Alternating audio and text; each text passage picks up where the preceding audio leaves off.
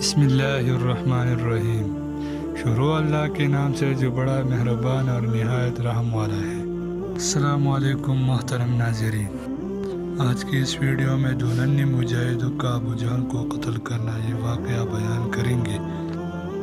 سیدنا عبد الرحمن بن عوف رضی اللہ تعالیٰ عنہ کہتے ہیں کہ غزوہ بدر میں سب بندی کے دوران میری دائیں اور بائیں طرف دو نوجوان لڑکے کھڑے تھے۔ یہ دو نوجوان معاذ رضی اللہ تعالیٰ عنہ اور معوذ رضی اللہ تعالیٰ عنہ تھے۔ ایک نے چپکے سے مجھ سے کہا کہ چچا آپ ابو جہل کو جانتے ہو، جب ہمارے سامنے آئے تو مجھے بتانا۔ دوسرے نے بھی یہی بات آہستہ سے پوچھی۔ میں نے ان سے کہا کیا کرو گے اگر اسے دیکھ لو؟ انہوں نے کہا ہم نے سنا ہے کہ وہ رسول اللہ صلی اللہ علیہ وآلہ وسلم کو گالیاں دیتا ہے، ہم نے عہد کر لیا ہے کہ اسے ضرور قتل کریں گے یا اپنی جان دے دیں گے۔ اتنے میں ابو جہل چکر لگاتا ہوا لشکر کے سامنے آیا۔ میں نے ان سے کہا کہ یہی ہے ابو جہل۔ یہ سنتی وہ دونوں نے تلوار میان سے نکال کر اس کی پیٹھ میں گھونپتی۔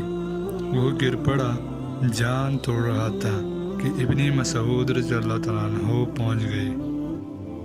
انہوں نے اس کی چھاتی پر پاؤں رکھ کر سر کاٹا، داڑھی سے پکڑ کر سر اٹھا لیا۔